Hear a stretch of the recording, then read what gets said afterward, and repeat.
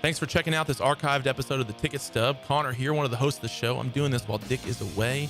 Guys, I know that y'all love the show, but I know that he is the worst part. I'm trying to find another co-host. So if any of y'all have any ideas, please let me know. But in the meantime, go ahead and subscribe to us on iTunes, Stitcher, Google Play, YouTube, all at the Ticket Stub Podcast. You can send us an email at theticketstubpodcast@gmail.com, or you can find us on Facebook at the Ticket Stub. And be sure to listen live every Thursday on irlonestar.com or FM 104.5 and 106.1 in the Conroe area.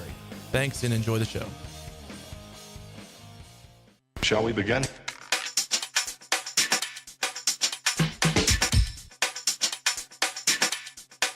Let's begin now. Hello and welcome to the Ticket Stub, episode 18.5. Point five. The reason we're calling it episode 18.5 is because due to recent events, we were not able to record episode 19 yesterday on Thursday like we normally would. So we're coming in on a Friday early in the morning, mixing everything up to just record something, just to have something for you guys to hear this week. It has been a crazy week, Dick. I imagine for you, man, it's been crazy here.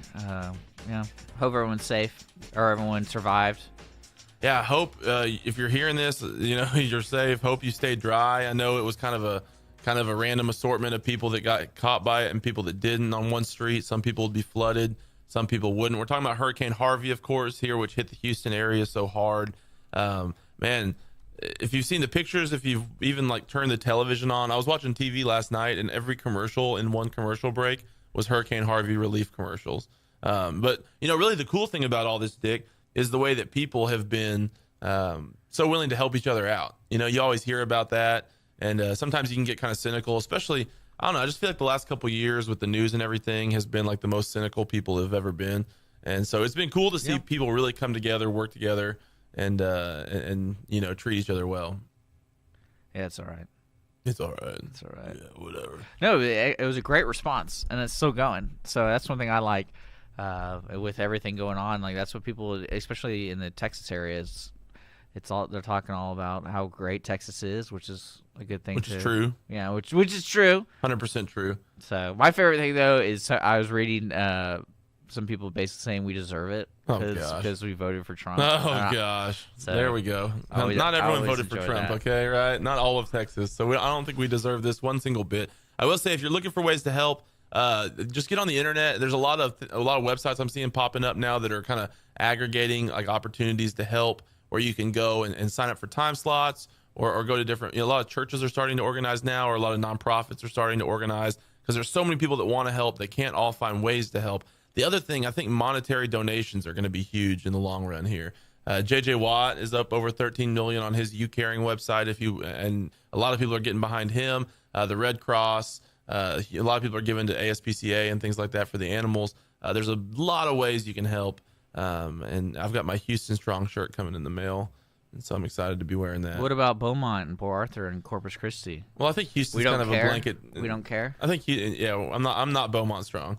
No, I am, but I think Houston's kind of a blanket term. I mean, I consider us in Houston, even though we're up here in North Conroe, and so I think it's kind of a general term for the whole area. But yeah, a lot of those other areas, we were just talking Beaumont, Port Arthur, Corpus Christi, I think actually surprisingly did okay, but Rockport, all those places got hit. So anyways, so that's the reason why we weren't able to hit a show like normal yesterday on Thursday. But we wanted to have something new this week so you could hear our beautiful voices, so that you can be reminded we exist, and also so that we could just talk a little bit about movies, because I don't want to go a whole week without talking about movies. That's true. There's a lot of good movies. A lot of good rain movies too. Yeah. Dick's over here. I don't know if we're even going to end up talking about the same thing on this episode. He's over here wanting to talk about flood movies. I feel like that maybe is a little bit too soon. I'm not really sure. But anyways, so what we're going to do is a brief episode. It's going to be short. We're going to rewind any movies that we've seen. I've seen one. Dick, you seen any movies this week in the midst of the craziness? No, not really. We were emergency station. Yeah. So I've been kind of working since Wednesday. So. All right. And then I'm going to talk about my top 3 favorite rescue movies because of all the stuff where people have been rescuing people from floodwaters. And I don't know, Dick may have a top 3 list. I don't know what his top 3 list is going to be, but we're going to see how it goes. So anyways, there's not going to be any commercial breaks. This isn't going to be a full hour. We're just going to power right through on the short show. The one other piece of business I did want to take care of before we start is that we were supposed to have done our bad movie of the month with Gods of Egypt. Yep. This last week. You haven't seen it, have you? I saw it in theaters, but I didn't have a chance to rewatch. Okay, good. So that was part of the problem. And so we're postponing that until next week. So episode 19, this is 18.5. Episode 19, we'll have Gods of Egypt and our bad movie of the month. Also, we're extending the contest for the grand tickets. So we've had a couple of posts about the movie synopsis for Gods of Egypt. If you want to get in on an opportunity to win those tickets to the grand, then you can go ahead and hop on our Facebook page, watch Gods of Egypt, post your review, and you can join in the conversation on the show. I think it's going to be a fun one. If I remember, from what I remember about that movie, we're going to have a good time talking about it next week. So we're going to hop right into the rewind. I guess I'm the only one that's got one, and that's just by the skin of my teeth. Went to the movies last night, barely got it in, and went to see Wind River. Wind River is directed by Taylor Sheridan, who was the director of Sicario, starring Jeremy Renner, Elizabeth Olsen, and John Bernthal. I heard good things about it. Yeah, it got really, really well reviewed. So I was really excited about it. Elizabeth Olsen, she's been in a couple things. She was in Godzilla. What was the other one she was in? She's in the Marvel universe. I know that. Yeah. She was like the crazy girl that could. I mean, she was a super powerful one in Marvel. I forget what. I can't keep those comic book movies straight. But Elizabeth Olsen, who I like, okay. Jeremy Renner, who he's kind of hit or miss for me in the movies that he's in. But it was getting. And then John Bernthal, who was most notably from The Walking Dead. He was also in Baby Driver, which I just had seen a few weeks ago, and I really like him quite a bit. And so this movie is the synopsis, or the little brief storytelling here. Gosh, I cannot talk. It's early in the morning. It says an FBI agent teams with a town's veteran game tracker to investigate a murder that occurred on a Native American reservation. So I didn't know that going in. I really didn't know anything. I just knew it was called Wind River. I knew that there was like mountains in Wyoming called the Wind River Mountains, so I figured it took place there. But basically, Jeremy Renner is a tracker who works for like Parks and Wildlife Department, and he hunts predators, and it becomes kind of a metaphor for the predators that he hunts later on in the movie. Yeah, and Elizabeth Olsen comes in as kind of like the big city FBI agent, and she's not used to the cold, not used to Wyoming, so there's kind of some laughs based on her being, fish out of water type deal.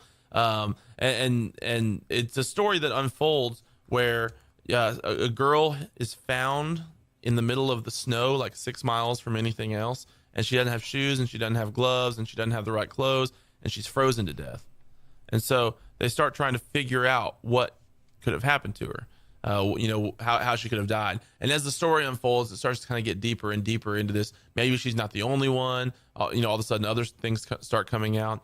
And really, it's a real like suspenseful type movie. They definitely play on that suspense quite a bit. I really like, which I'm kind of a mountain guy.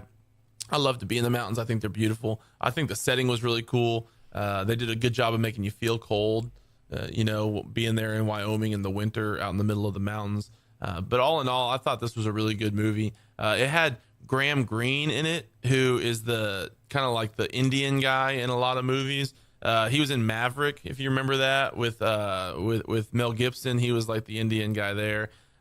Anyways, he was in Dances with Wolves. I feel like he's kind of a stereotypical, like, oh, that guy. Like anytime you're trying to find an Indian, it seems like, at least in like the late 90s, he was the go-to guy. And so he was in it, and it was kind of cool to see him because I hadn't seen him in a movie in a long time. And he, brought a little bit of lightheartedness to it, but also I think the movie did a really good job with the tone. Where it had, it was definitely intense. It definitely was evoking feeling.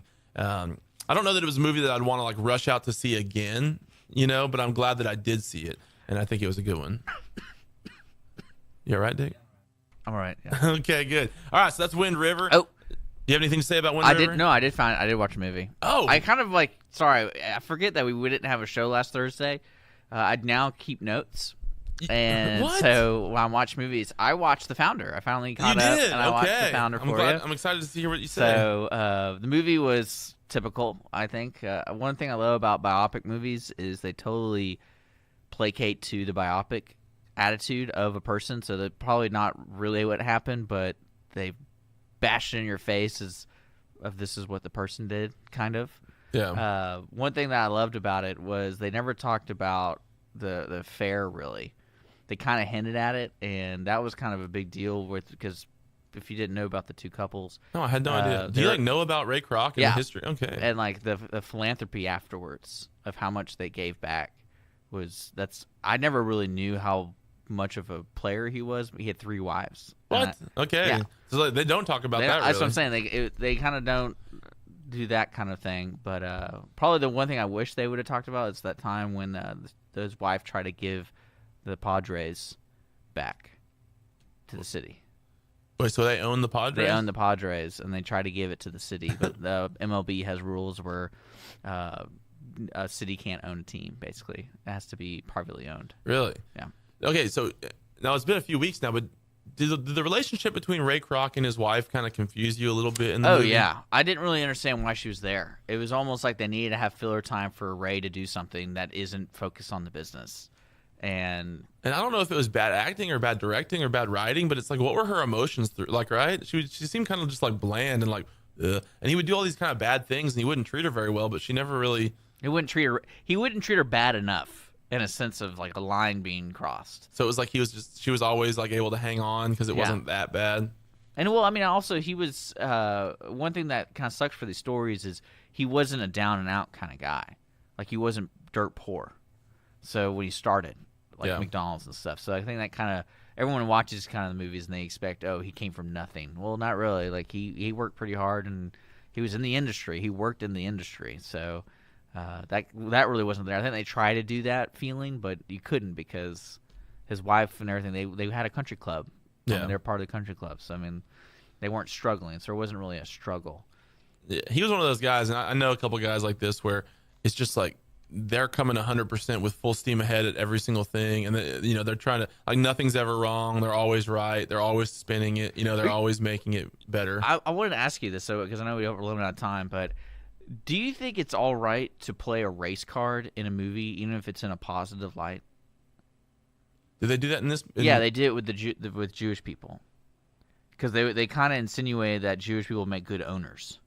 Oh, is that what he was saying? Yeah, find a good family. Yeah. And then that guy was Jewish selling Bibles. Mm-hmm. And that's when there's a comment later in the movie he mentioned like you had to find the right people who want to run a business. And it was kind of like to me I took it off like, oh, you don't want to do these trashy people. You got to find people who are dedicated to work. Oh, see, I don't know if I picked up on that. Maybe either I missed it or maybe you were reading into something that maybe it wasn't expressly. Well, I would like people to look at it because there was a couple dialogue about him being Jewish, and I was like, why are they kind of playing that? Like, who cares? But yeah, it still feels a little bit weird, even if it's in a positive way. Like, I don't know, maybe it's just the 2017 PC Connor coming out here, but anytime you like highlight someone, like you highlight a race as being like an overarching. Well, yeah, it's like if they make an Asian person really smart in a movie, really good, and they math. play on that. They play on it though, not just like, oh, he might be just a smart person, but they make comments in the movie about, oh, he's Asian and he's smart. Still one of my favorite scenes of a great movie on The Big Short. Have you seen that yet? Yeah. Well, when Ryan Gosling points to his Asian accountant, he's like, "Do you see anything different about this guy? He is my mathematician. Yeah, the numbers are right." Anyways, that's racist. That's racist as well. The history of Ray Kroc is pretty interesting. That scene where B.J. Novak actually overhears him in the bank, that's actually a true thing. Really? That really turned the tide for McDonald's because that's how McDonald's made their money. Was from land, and so it was really funny that's really how it happened, and you kind of see how something as big as McDonald's, how it got there, and it wasn't just how good the hamburger was. So yeah, part of the problem with, like you said, with these biopic movies or anything really that's trying to retell a true story is that you can't know what really did happen and what didn't happen because they dramatize so many things, and in a lot of ways you kind of have to make a story that spanned 30 years last 90 minutes. Sometimes you have to cut corners or you have to combine moments, but that does kind of make it hard to know what really did happen versus what they're just like that moment. Like that seems kind of fake, right? Yeah. He's sitting in the bank and he overhears Ray Kroc talking to the banker and he's like, "Oh, I'm going to go talk to this guy." And all of a sudden they become partners and ultimately it pivots, the direction and changes everything. And so it is difficult to know, but that's interesting. I didn't know that was really the way it happened. That's pretty cool. Yeah, and there are other things too with the movie. It was strange to see there wasn't a lot of sympathy towards the brothers. Yeah, the McDonald brothers. They were like the most nice and like. Yeah, but to me, owning a business that they didn't want to grow. Yeah, they chose not to do it. True. So it was just kind of strange that basically got down to their nitpickiness, their OCD of things. And Ray Yeah. Kroc didn't care. He wanted to keep growing and growing and growing. It was kind of dog eat dog, which I guess is how business really is. Yeah. Where either you grow, get out of the way, or someone's gonna take it from you or whatever. Because But at one point, and that's one thing I'm trying to figure out, because imagine you're in your 10-year relationship with a business person. At one point, you're either going to quit or you're just going to say, all right, you just do what you got to do. Because, they could have just said, hey, Ray, just do what you got to do. Just keep us involved, yeah, money-wise. Yeah. And, I don't see why they would hate so much. And that's how stickler they were, where they're in a relationship for 10-plus years at that point. And it was just kind of like, no, we don't want you to use powdered milk because that's going to change the way. And I'm like, come on, guys, what are we doing here? You can, to me, it's like you can do it at your place. You can have real ice cream at your place, but these other places, let them do what they need to do. yeah. I guess it was their name on it. I don't know. You feel kind of like it's your creation, your thing that you're directing and in charge of, and all of a sudden someone else takes it, and they're Well, they fought it in the movie too, where people were doing fried chicken and all that kind of stuff, doing different things. But at one point, you got to be like, all right, we're in this relationship for so long, we know how each other work. Let's just either separate or. Yeah, I wonder how much of that's really, I wonder how much of their dynamic was real with the brothers and with Ray Kroc. Anyways, if you haven't seen The Founder, it's free. It's on Netflix. It's streaming. Definitely, man, would you recommend it? No. I thought, there's better movies out there to watch. I think if you're interested in business and interested in watching somebody, an interesting story, yeah. But it really wasn't. That has zero action. So if you want to watch an interesting story, then you should watch this one. But don't watch it. But I think there's other better movies out there. There's other USS Indianapolis out there that need to be seen. Definitely need to watch it. It's on my list to watch, though. What's that? Is Kickboxer Vengeance, because Jean-Claude Van Damme comes back. And Where has he been? I don't know. That's what I'm going to watch. Okay. Well, was Kickboxer 2? No, it's called Kickboxer Vengeance. I think it's the fourth one. Have you seen the other 3? Oh, okay. You don't want to hop into a But movie. he hasn't been in it, though. You don't want to hop into a plot-heavy movie like that without seeing the other one. Have you seen Kickboxer? I don't think With so. Jean-Claude Van Damme? That's a classic movie. That's a great movie. I'm not a big JCVD guy, Well, that's because you missed the train. You need to catch up. You need to watch Kickboxer and Bloodsport. I've seen Bloodsport, So, and I like that one okay. But I don't. Yeah, he kind of creeps me out if I'm being honest. I don't know. all right. That's fine. And I don't think most of his movies are probably good, right? I think they're all good. Well, actually good though. I think they're all great. So let's with the time we have left, we should probably go talk about our favorite rescue movies. Is that what Yeah, it is? yeah. So I wanted to do top 3 Rescue movies. Okay, so here's the thing. Let me set this up a little bit. Okay, we've been watching TV. I've had the chance to go down to a couple places where the flooding is really intense and where people are literally the water is up over the streets and people are driving boats and getting people from their houses and saving children, elderly, sick people, just people that weren't able to get out, or especially in Port Arthur, Beaumont. People are like, well, why didn't they just leave? Well, for some of these people, the water came it wasn't there, and then 3 hours later, it was several feet high in their house. Well, imagine trying to get out with 3 feet of water, 2 feet of water. Yeah, and It's still a pain in the butt. and for a lot of people, yeah, it's just they didn't have time to evacuate. So I've been watching, a lot of reports, been seeing all over Facebook of people rescuing other people. Got to actually do it a couple days ago with some first responders, which is really cool. I wanted to just do something hurricane related. I don't know. It just felt a little bit weird to do top 5 rainstorms or whatever. There's just so many people that are lost their whole family lives, house, possessions. You don't think Noah, the movie Noah, is a good movie? to Yeah, talk the about? movie Noah. You could talk about that right now, I guess. But I thought rescues was a positive way to talk about, but still be related to Hurricane Harvey without actually just talking about the worst storms in movies or something like that. So there's a lot of movies where rescuing someone or rescuing something is kind of central to the plot. And so I figured we could easily get 3 things a piece out of this. So I've got my 3. Dick, do you have a couple? Do you have 3? I was more focused on the rain element. So I have my favorite 3 rain movies. Okay, so that you're have gonna- rain in it. Okay, so you're going to talk about your 3 favorite rain movies, and I'm going to talk about my 3 favorite rescue movies. And since this is episode 18.5, I guess maybe it's okay that we're not at all on the same page. All right, so top 3 rescue movies is what Connor's doing. Top 3 rain movies is what Dick's going to do. and together maybe it all ties into one Hurricane Harvey themed episode. My third favorite rescue movie of all time. A couple of these are going to be, I guess military based. There's a lot of military based rescue movies out there. One of them is not at all. My third favorite is definitely military based. It's the movie Black Hawk Down from 2001. I think we've maybe talked about this one here on the show several times. Basically what happens is they're in Somalia. They're trying to do a mission. Someone shoots down one of their Black Hawk helicopters. And in the process of saving that helicopter, another helicopter goes down in another spot. And the plot is trying to get these Americans out of Somalia, which is an extremely hostile spot. And this crew tries to rescue them. It's one of those nonstop, intense movies where I say nonstop. There is like a few. I do like the fact that there are a few moments in this movie where it quiets down and you're able to kind of just sit there with the characters. It's like in the evenings or, different times like that when the fighting will stop. You can actually, the characters have some good dialogue. But Ridley Scott did this movie. Alien, The Martian, Blade Runner, Prometheus. Those are some of his most notable ones. But Black Hawk Down comes, and these Americans, there's really not a whole lot of lives lost by the end of this conflict as far as on the American side. You feel a little bit kind of bad at the end when it starts like telling how many, it was like however many Americans died, and they killed like 2,000 Somalians in the course of like this, 24-hour period or whatever. But it's good. I think it's got good acting. I think it's really a gripping plot. Dick, have you seen Black Hawk Down? Surely you have. Yeah, that's one of those movies, again, a biopic. Like, no one really gets the full depth of what happened. Yeah. It's really well made, though. Really well made. Yeah, really well made. A little bit long, 2 hours and 24 minutes, but this is one of those ones that I think doesn't feel like it's as long as it is.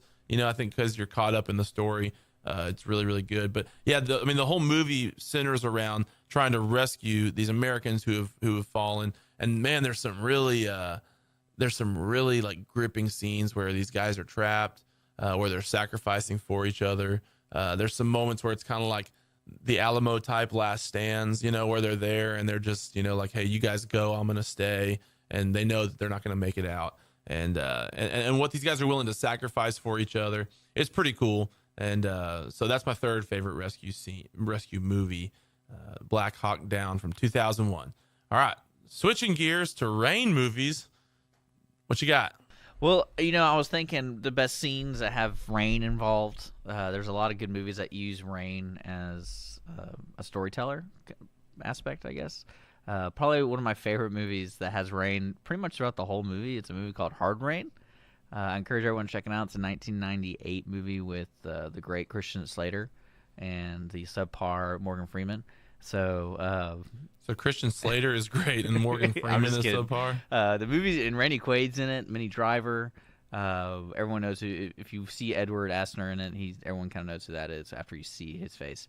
It has the captain from SVU, who likes that guy, of course. But the movie itself is just really entertaining because it literally takes place in a flooded town, small town.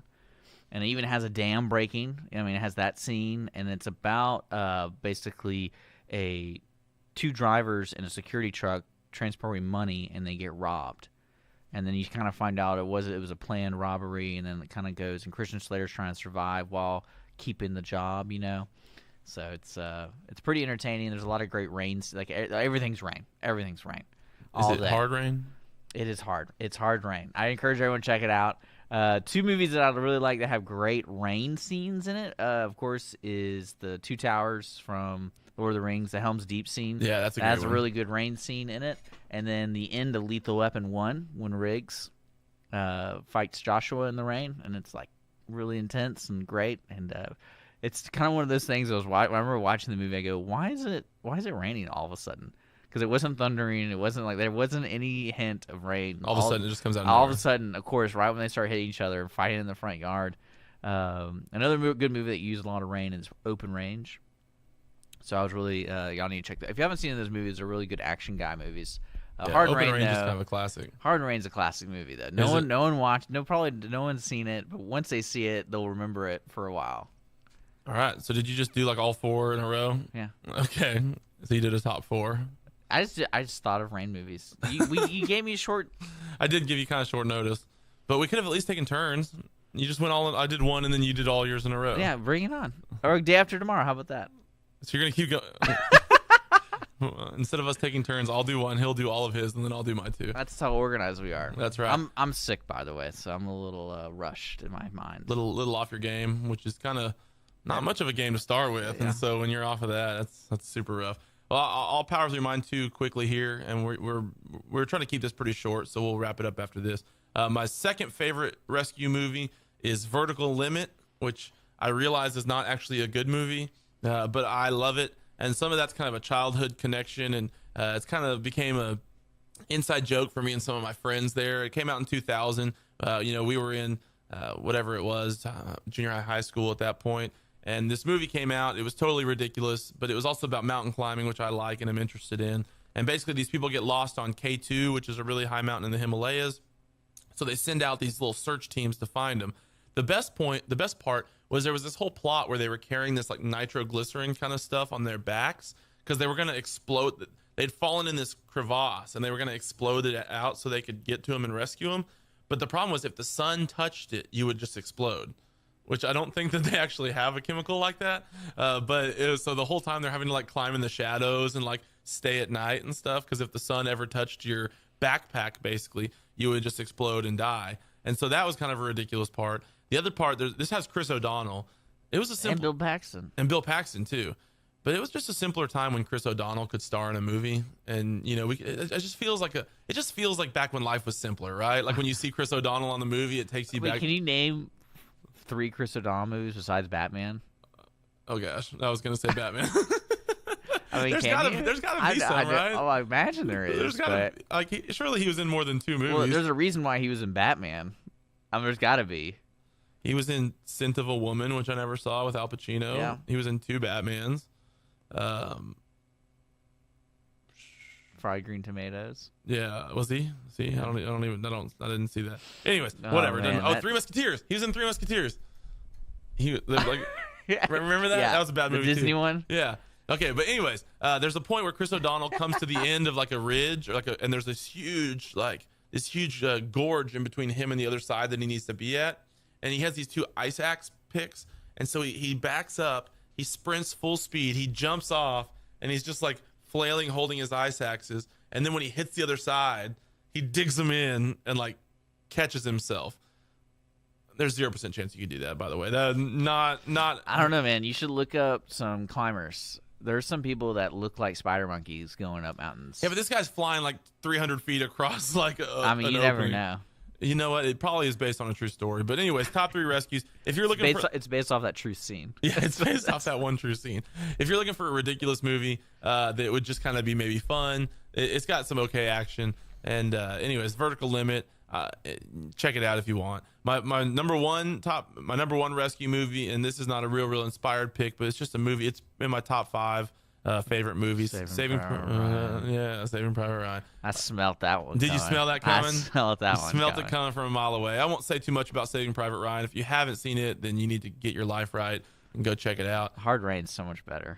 I just refuse to believe that. I just refuse. There's a couple scenes in Hard Rain where you're sitting there watching it, and then when it happens, you're like, wait a second, you have to rewind it. There's a couple rewind scenes in that movie where you're trying to figure out what actually happened.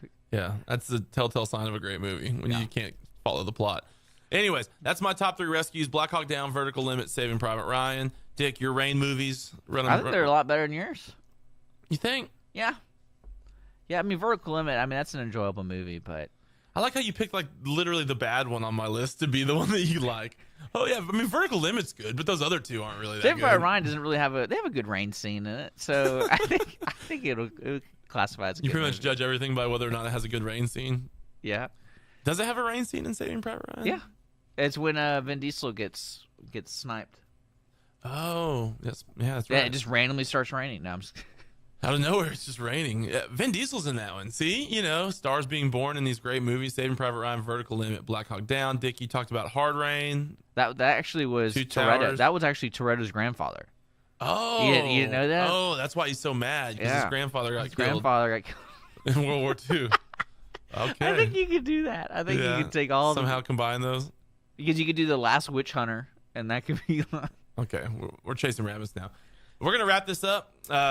Again, sorry about the short show, but we did want to have something for you to hear this week. Next week we'll be back with a normal show, hopefully with a unsick Dick over here. Yeah, hopefully hope so. with a list that lines, or hopefully we're talking about the same. I'm just gonna do whatever I want. Hopefully we talk about the same theme. We're also going to be doing bad movie of the month. Hopefully we both come ready to talk about Gods of Egypt, unless Dick picks a different bad movie to talk about instead of Gods of Egypt. No, Gods of Egypt. I've gotten in trouble, so I want to talk about it. Like my girlfriend flipped. Because you made her watch it? Well, I didn't make her watch it. I was like, this is what I'm going to do. And then after 20 minutes, she's like, this is why you're going to waste your day? This is how you're going to waste your time watching this? And I was like, yeah. Did you say it was for work? No, I watched it before. Oh, did you? Yeah. Of course I did. The movie looked great. Oh, goodness. All right. Next week, we'll talk about Gods of Egypt. We'll do grand ticket giveaways. Make sure you're checking out our Facebook page, the Ticket Stub Podcast. Make sure you're checking out our Twitter. You got any good movies coming out? At _Ticket Stub. Please don't interrupt me when I'm in the middle of talking about our beautiful social media.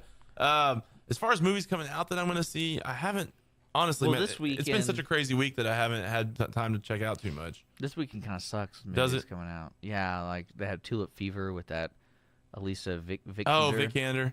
Yeah, I mean, that'll Yeah. probably be like an Oscar movie, but you would hate that. No, I know the Close Encounters of the Third Kind is being re-released. Really? I think it's actually Yeah. all around. You can actually see it everywhere around here. So that's gonna be kind of cool. If you haven't seen that, check that movie out. That has some. That's a good movie. But anyways, it's coming out pretty soon. Not real excited about that because it's scary, and I like to sleep. Yeah, at we're night. pansies over here. We're pansies. No, the most important movie coming out next weekend is 9/11 with Charlie Sheen and Whoopi Goldberg. Yeah. So that's gonna be great. It's coming out on 9/8, but I feel like they missed an opportunity there. 9/11 is probably like a Sunday or something. But why would you release the movie on 9/11? Because it's called 9/11. All right. I don't know. I just know that movie's gonna be great. So. Yeah, you think? Yeah. It's got Whoopi and who?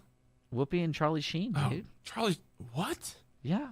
Ugh. And I'm nervous. just to I'm give- nervous for like the sacrilege that movie could be. Just to give you a heads up, the director of it directed some really great movies. Cattle Call, that National Lampoons. Oh gosh. So that's gonna be good. My ex-girlfriend's wedding reception. I mean, you got all these great. I feel like you movies. can't let someone like this direct a movie about 9/11. I think he's paying for it. I think he just wanted to meet Charlie Sheen. Yeah, he just wanted to hang out with Charlie He Sheen wants for a some of little that bit. tiger blood. Anyways, follow us on Facebook. Find us on Twitter at _Ticket Stub. Make sure you subscribe to our podcast. We're here every Thursday, except for last week, at irlonestar.com, Conroe's FM 104.5 and 106.1. Always on the podcast feed. So check us out, subscribe, like everything we've got. Hey, and make sure you tell a friend, because that's the way you can start. You can start it up. There we go. Make sure you tell a friend, because that's the way that we're going to be able to expand the conversation and have more fun while we do this thing. So until next week, I'm Connor signing off for Dick here on the Ticket Stub. Sign off for me? I signed off for you just then. Man, check like out that? Hard Rain. Check it out. All right. Check it out. Is that how we're going to? All right. Yeah. See you next week on the Ticket Stub. See ya.